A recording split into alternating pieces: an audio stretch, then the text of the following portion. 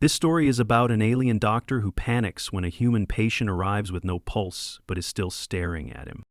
Dr. Zelthor, of the Xianth Medical Order, had seen many things in his 27 rotational cycles of practice: spontaneous cranial combustion, an Azorlian diplomat, an Andorian with a stomach full of activated stasis mines, even a Brolax who had swallowed his twin and forgot about it. But never, not once, had he seen a corpse blink. It began as just another uneventful rotation aboard the Third Quadrant Health Outpost, a drift hospital circling the equatorial orbit of Lysa Onyx. His shift had started with a sprained antenna, a few accidental toxin ingestions from confused tourists licking the cleaning bots, and a Gelvon merchant with constipation that had frozen 4 of his internal organs. Then the doors to Emergency Bay 6 burst open and chaos waltzed in. Wearing heavy boots and a patchy leather jacket soaked in someone else's plasma. "Unresponsive Terran male picked up outside Dock 14, barked the transport technician. "Collapsed near the vapor vendor stand. No pulse, no breath, nothing." Zelthor sighed and waved them to the diagnostic slab. "Bring the scanner. Prep for stasis. Identify and catalog. No need to rush if he's..." "Wait, did you say he had no pulse?" The technician nodded while connecting the biopads. "Dead as vacuum, Doc." The human's body slumped on the slab. Tall, lean-muscled, face marred by an ugly bruise across the temple, chest rising exactly never.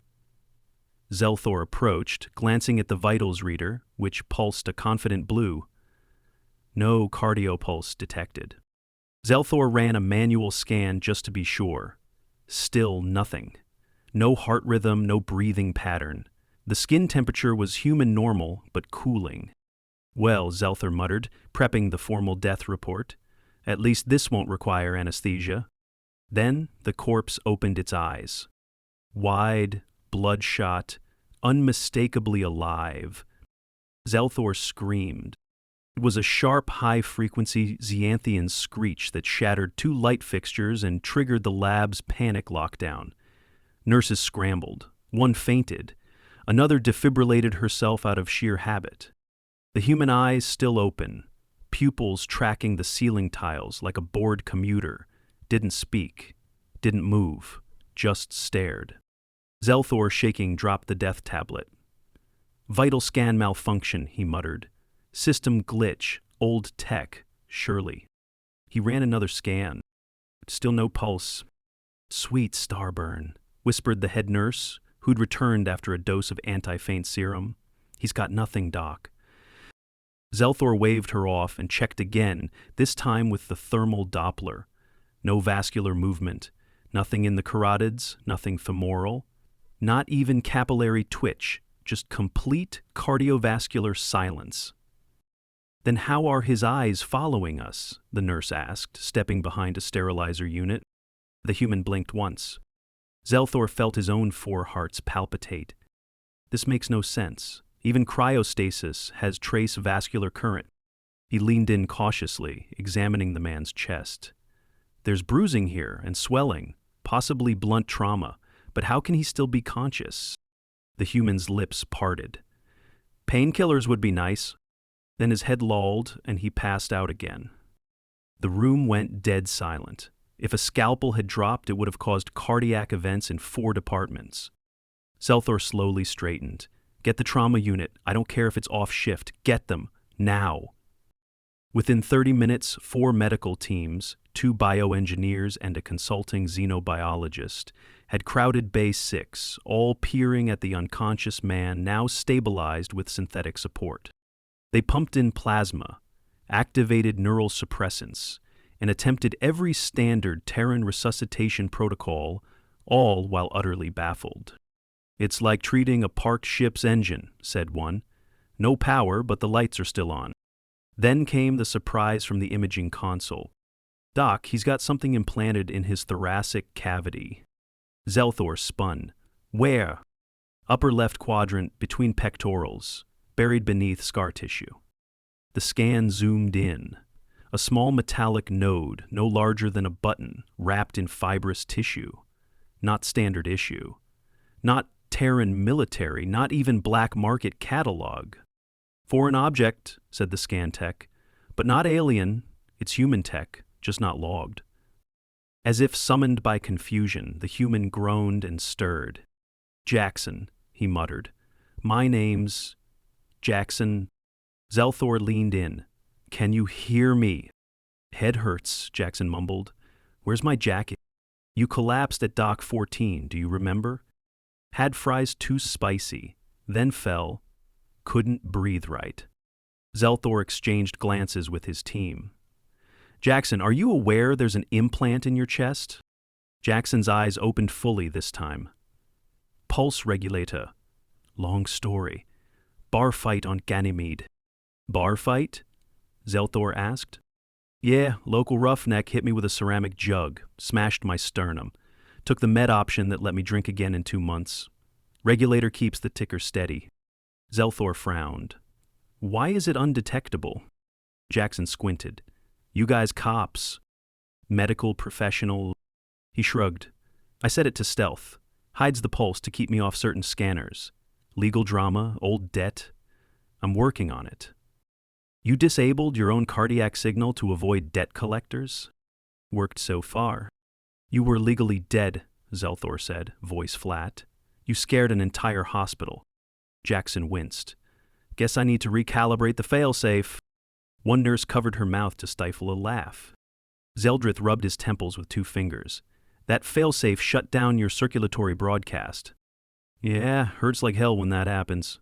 Pass out every time. Should have switched it back after the fries. The trauma specialist nudged Zelthor. We should run a full cardiac diagnostic. That regulator is ancient. Might have glitched. As techs rolled Jackson away for tests, Zelthor stared at the vitals monitor, still flatlining with pride. I screamed, he murmured. The nurse nodded, like a banshee. I am a trained xenophysiologist. You're also in the logbook now, as the doctor who declared a living man dead. Zelthor sighed. Somewhere in the universe, a Gianthian malpractice board was cackling. Jackson, strapped to a transport bed, raised a hand weakly. Hey, Doc, any chance I can get those fries back? Zelthor didn't answer. He was already preparing the paperwork for a formal Terran medical exception clause. And wondering, with genuine fear, how many other humans were out there walking around with invisible hearts, debt problems, and a total disregard for biological protocol. Jackson was not allowed to leave. Not because he was in critical condition, his vitals were technically functional now that someone had rebooted his rogue pulse regulator, but because no one trusted a man who could fake death by accident and ask for deep-fried food 30 seconds later. Zelthor signed the hold order himself. Standard observation, he explained to Jackson, standing over his biobed. And because your pulse device is approximately the age of Earth's early combustion engines— Hey, it still works, Jackson replied, sipping a gelatin-based electrolyte mix with one eye squinting at the taste. Mostly. Your heartbeat dropped to 0. Minor hiccup. You collapsed in a public port and terrified 2 sanitation bots into quitting their jobs. Jackson grinned. So how long's the observation? 72 hours. Jackson groaned. I have a cargo run. If I miss pickup, I lose a bonus. Zelthor wasn't moved. You're lucky to have a circulatory system at all. I ran your medical history. That bar fight on Ganymede, you left against medical advice. Twice. I was discharged. Technically, you escaped. Jackson shrugged. They overreacted. I blacked out once, maybe twice. Zelthor stared. You had 3 fractured ribs and a punctured lung. I got better. The conversation was interrupted by a knock, a harmonic chime at the room's airlocked door. Zelthor waved it open. A short, bulbous alien rolled in on magnetic treads, blinking 6 eyes in unison. I heard you have the dead man who isn't dead. Zelthor turned. Dr. Halvix, this is the patient I mentioned. Halvix rolled to the bed and peered at Jackson. You're a legend in the break room. You stopped every training simulator when your vitals failed and then rebooted yourself like a rogue drone. Jackson waved. Nice to meet you. Halvix leaned toward Zelthor. May I examine his regulator? Within protocol. Over the next 3 hours, Halvik's 3 engineers and one very irritated nurse extracted layers of data from the implant. The results were baffling. "This isn't stealth mode," one engineer said. "This is obfuscation. It mimics the absence of life signs entirely." Halvik's whistled. "Useful in espionage." Jackson perked up. "Or dodging port fines." "Where did you even get this thing?" Zelthor asked. Jackson stretched slightly. "Guy I knew on Callisto. Custom rigged it. Said it would let me nap anywhere, even during audits. Sounded useful." "Did you test it?" "Sort of. Once. During a tax inspection." Zelthor sat down hard. "Your entire physiology vanishes from scanners when it activates. If you collapse again in public, someone might dissect you." "I leave a card in my boot," Jackson said helpfully. Halvik's groaned. "He really does. I found it. It says, 'Not dead, just resting. Please do not autopsy.'" The next 12 hours passed in a blur of diagnostics and confused ethics debates. One question kept resurfacing. Was Jackson technically committing medical fraud? "Not unless he's doing it for gain," Zelthor argued. "This is just idiotic self-maintenance." Meanwhile, Jackson befriended most of the medical staff. He taught a Zarnite orderly how to play Go Fish, hacked the vending unit to dispense 2 snack packs at once, and gave a lecture on how to bluff security drones during cargo scans. But trouble was brewing. A silent alert pinged the outpost's comm center at mid-shift. Zelthor was called immediately. "There's a warrant match," the ops tech said. "Terran authorities, minor civil charges, debt default on Ganymede." Zelthor's feelers tensed. How did they find him? Old surveillance pattern. His face matched when he collapsed at Dock 14, the port cam feed looped to the central grid. They sent a ping to confirm. And the regulator? Still in stealth mode, but public video caught him yelling about spicy fries. That broke the invisibility. Zelthor sighed. "Notify security. Do not approach him with force." When he returned to Jackson's room, he found the human balancing a tray of food with surgical gauze wrapped around his forehead like a bandana. "Hey, Doc, you look tense." "There's a legal notice incoming. Minor debt charge." Jackson's shoulders slumped. That guy never gave up. "You're not being arrested. You're under medical care. They'll have to wait." Jackson nodded, but his eyes darted. He was calculating. "No," Zelthor said preemptively. "I didn't say anything. You're thinking of faking another cardiac event. I could nap in the waste chute for a few hours." "Absolutely not." Jackson hesitated. "Okay, but hypothetically, how long could I hold still before you call it?" "Don't." That night, the medical board convened. Zelthor made his case. "This man is not dangerous, he's just profoundly unfortunate. The device he's using is dangerous to him, not others. I recommend retrofitting it, not confiscation." One administrator raised a tentacle. "He broke protocol."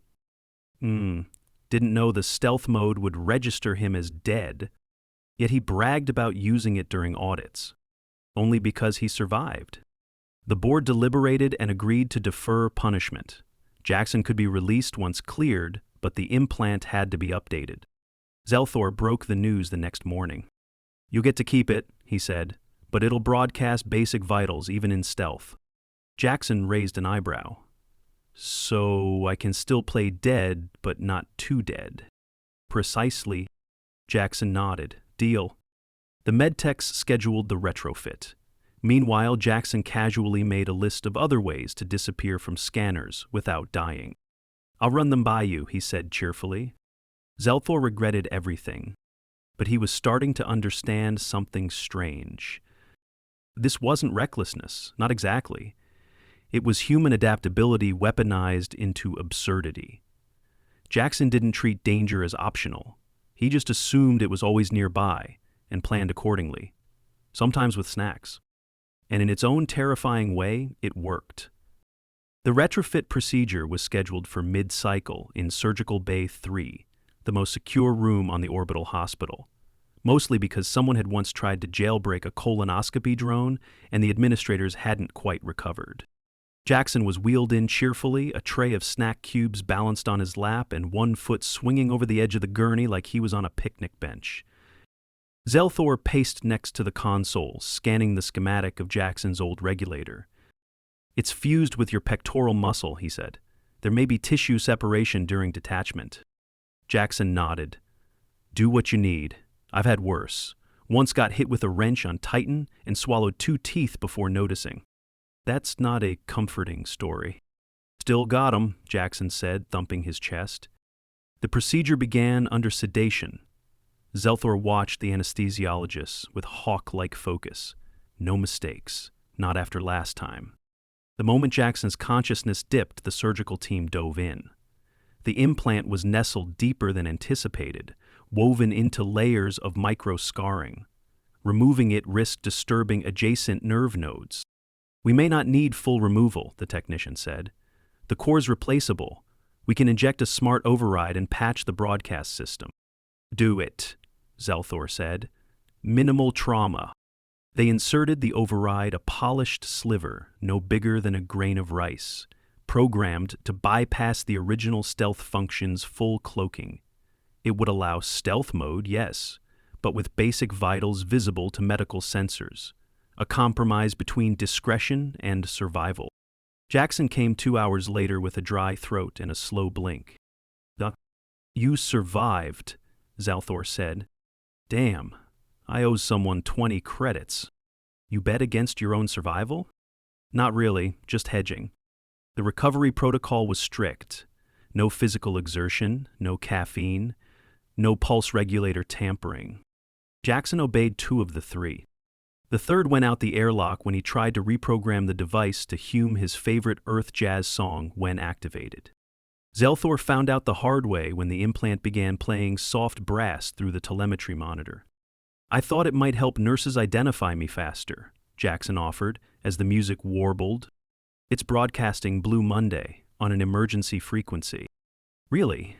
That explains the security alert." The next morning, the hospital received an official visitor. An officer from the Terran Health Compliance Authority, tall, narrow-shouldered, and very, very humorless. "I'm here regarding a known violator," she said, entering Zelthor's office. "Jackson Randall, Ganymede Registry, 47 minor infractions, 1 active fine. He's under medical care. His implant is unlicensed. It's being corrected. I'll need to interview him." Zelthor hesitated. "I'll supervise." They found Jackson sitting upright, playing a card game with a Hernian child who was recovering from wing surgery. He looked up, spotted the uniform, and sighed. "Hi, Denise." The officer folded her arms. "Still charming." Jackson winced. "Look, about the It's suspended. You've generated enough cross-jurisdictional paperwork to qualify for diplomatic immunity through pure inconvenience." Zelthor blinked. He nodded. "Only humans use it."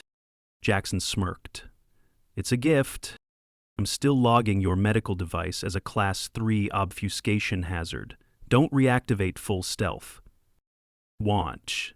Learned my lesson." Denise eyed the beeping console playing faint jazz. "I somehow doubt that." When she left, Jackson looked to Zelthor. "She used to date my brother. Think she's still mad I ruined their anniversary with an accidental cargo leak? Please stop sharing stories. Gotta pass the time." Over the next day, Jackson's vitals normalized. The new implant adjusted well. His system stopped flagging death as its default setting. Discharge was scheduled for the following cycle. "You'll need a medical tag," Zelthor said. "Something to indicate the implant and your condition." Jackson grimaced. "Do I have to wear a bracelet? Or a chip under your collarbone?" "I already have something there." "From the Ganymede fight?" Zelthor checked the scans. "You have 4 embedded chips. One of them's a tracker." Jackson looked mildly alarmed. "Which one's that?" "The one broadcasting to the old Union bounty system." "Ah, I thought that ping was my music playlist." The discharge came with instructions. Regular checkups. No stealth activation in public. Immediate alert if chest pain returned. Jackson listened, nodded, and thanked the staff with genuine gratitude. He shook Zelthor's hand carefully, now that he knew where the bones were, and said, "Thanks for not autopsying me. You're welcome. Try to stay alive next time. With vitals, no promises, but I'll aim for it." As Jackson walked toward the docking bay carrying his regulation-compliant medical card, 4 snack bars, and a packet of low-sodium chips, Zelthor turned to Halvix. "Is it just me, or are humans slowly becoming medically untreatable due to sheer absurdity?" Halvix buzzed. "Not just you." Jackson didn't even make it off the station. He was halfway to the shuttle terminal, grinning, humming something that might have been the Star-Spangled Banner played on spoons, when the world tilted. He paused mid-step, one hand pressed to the wall. "Okay," he whispered. "Either the station's spinning or those snack bars are doing cartwheels." He slid to the floor, breathing shallowly. A nearby soaring custodian blinked in alarm and rushed for the nearest emergency console. 15 minutes later, Jackson was back in medical. Zelthor hovered over him, unimpressed. "You were discharged 6 hours ago." Jackson gave a weak thumbs up. "I didn't even eat anything spicy." "Then what happened?" Jackson grimaced. "Tightness in the chest, sharp twinges. Same side as the implant, and maybe I jogged a little." "You jogged?" "Just to the lift. It was closing." "You jogged with a freshly modified thoracic implant." "I didn't want to wait 2 minutes." Zelthor exhaled so sharply one of the ceiling lights flickered. Tests followed. Blood work, high-res imaging, an enzymatic scan that required the cooperation of a reluctant fungal symbiote. Eventually, the diagnosis came back. The surgical site had inflamed, not from error but from stress. Overexertion had caused micro-tears near the implant's anchor points. Nothing critical, but painful, and worse, a possible entry point for infection if left untreated. "You're staying another 3 days, Zelthor said. Jackson groaned. 3? And you're being fitted with a remote compliance sensor. You mean a leash. I mean a digital guardian against your worst impulses." They installed the device that afternoon, a wafer-thin patch behind Jackson's ear that would alert the medical AI if he ran, jogged, or did anything else unwise. It wouldn't shock him, but it would make a loud whirring noise that one nurse described as a squirrel in a blender. By the second day, Jackson had resorted to pacing his room in 6-foot increments, trying to convince himself this counted as a cardio routine. "You're not dying again," Zelthor reminded him during rounds. "Feels like I am, just more slowly." The final morning of his stay, a quiet moment settled over the bay. Zelthor reviewed the last scans, satisfied the inflammation had subsided. No fluid buildup. Vitals within range. The regulator functioning exactly as designed, even if the hum of jazz still somehow sneaked onto the clinic's low-band signal. "You're ready to go," Zelthor said.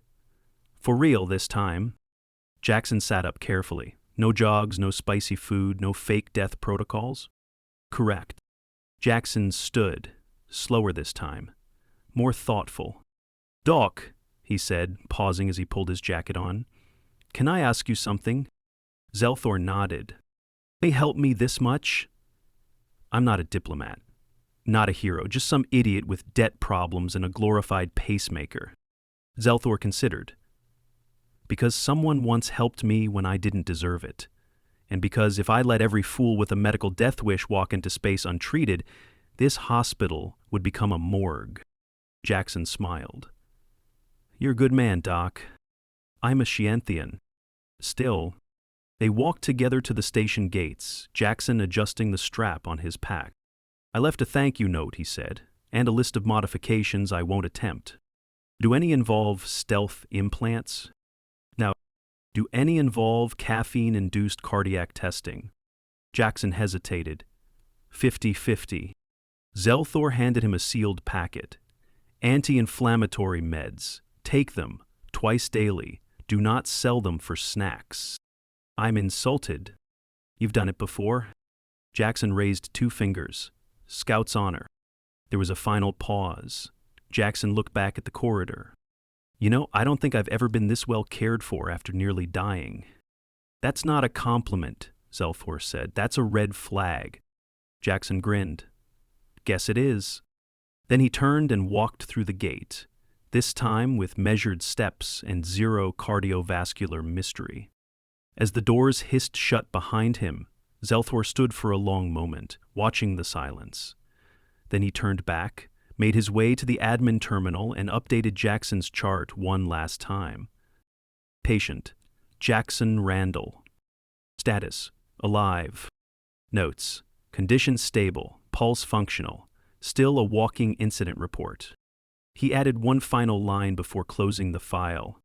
Discharge successful, if barely.